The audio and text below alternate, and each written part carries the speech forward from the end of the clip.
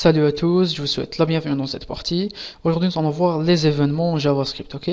Donc ici, ce que je vais faire, je vais créer donc du texte, donc ID texte, et on va dire par exemple cliquez-moi, ok?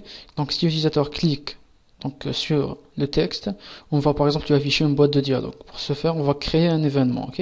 Donc ici, on va créer une variable, donc document.getElementBy, donc by ID. L'ID c'est quoi? C'est texte. Ok, donc texte. Et on va spécifier ici ma var.onClick. Ok, donc voici l'événement. L'événement c'est onClick. Donc égal function, parenthèse, accolade, et on ferme. Donc comme je l'avais dit, si l'utilisateur clique sur le texte, on va lui afficher par exemple le bravo. Ok, donc alerte, bravo. Ok, donc j'actualise ici. J'ouvre, donc j'ai effectivement mon texte ici qui apparaît. Donc si je clique, j'ai un bravo ici, donc une boîte de dialogue. Ok, donc je vais vous montrer un autre événement. Donc voici le onClick.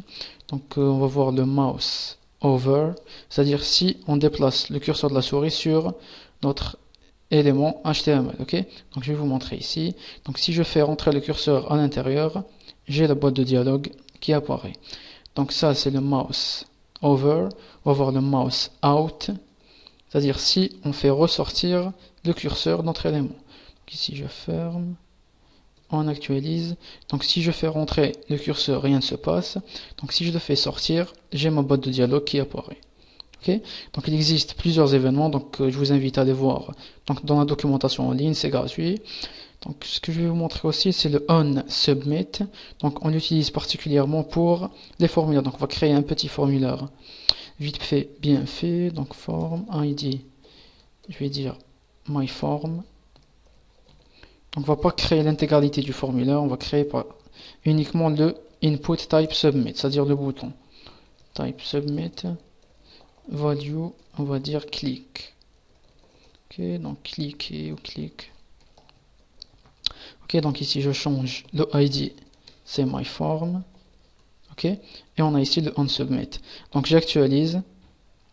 Donc ici on vire ça. On actualise. Donc j'ai effectivement un bouton qui apparaît. Si je clique, j'ai la boîte de dialogue qui apparaît. Ok, donc voici donc l'utilité de onSubmit. Donc dans la prochaine partie, on va créer un formulaire basique. Donc on va afficher des erreurs avec des boîtes de dialogue, ok?